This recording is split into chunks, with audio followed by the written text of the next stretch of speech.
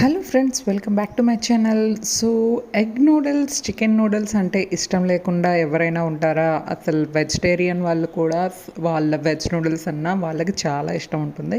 So ఈ విధంగా అయితే నూడిల్స్ చేయండి, టేస్ట్ అదిరిపోతుంది. సో ఫస్ట్ అయితే ఒక కడాయి పెట్టుకోవాలి. కడాయిలో ఆయిల్ వేసి తర్వాత హై టు లో ఫ్లేమ్లో మనకు క్యారెట్, క్యాప్సికమ్ అండ్ మన దగ్గర ఒకవేళ క్యాబేజీ ఉంటే క్యాబేజ్ కూడా వేసుకొని హై టు లో ఫ్లేమ్లో వీడియోలో చూపించే విధంగా చక్కగా టోస్ట్ చేసుకోవాలి. తర్వాత నేనైతే ఇక్కడ ఎగ్ నూడిల్స్ చేస్తున్నాను.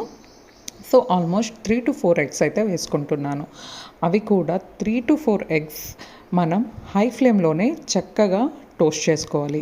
అప్పుడు మనకి హై ఫ్లేమ్లో టోస్ట్ చేసుకోవడం వల్ల మనకి గుడ్డు ముక్కలు పెద్ద పెద్దగా వస్తాయి. సో చూసారా, వీడియోలో ఏ విధంగా అయితే చూపిస్తున్నారో ఆ విధంగా చేసుకుంటే సరిపోతుంది. సో చూసారా, ఆ ముక్కలు కొంచెం పెద్ద పెద్దగా వస్తున్నాయి. సో అంతే. తర్వాత రుచికి తగినంత సాల్ట్ వేసుకొని మళ్ళీ మనం చక్కగా టోస్ట్ చేసుకోవాలి.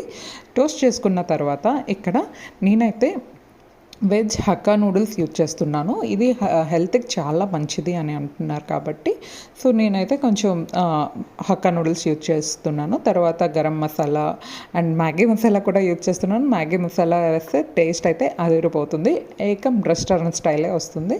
తర్వాత కొంచెం సోయా సాస్ వేసుకున్నాను. వినేగర్ అయితే వేసుకోవట్లేదు, ఎందుకు అంటే it's not good for health and పిల్లలు కూడా తింటారు కాబట్టి. ఇంకా అంతే, చక్కగా వేసుకొని మనం ఇది కూడా హై ఫ్లేమ్లోనే టోస్ట్ చేసుకోవాలి. ఐ హోప్ మీకు ఈ వీడియో నచ్చింది అనుకుంటున్నాను. Thank you for watching my video. Please like it, share it, comment it.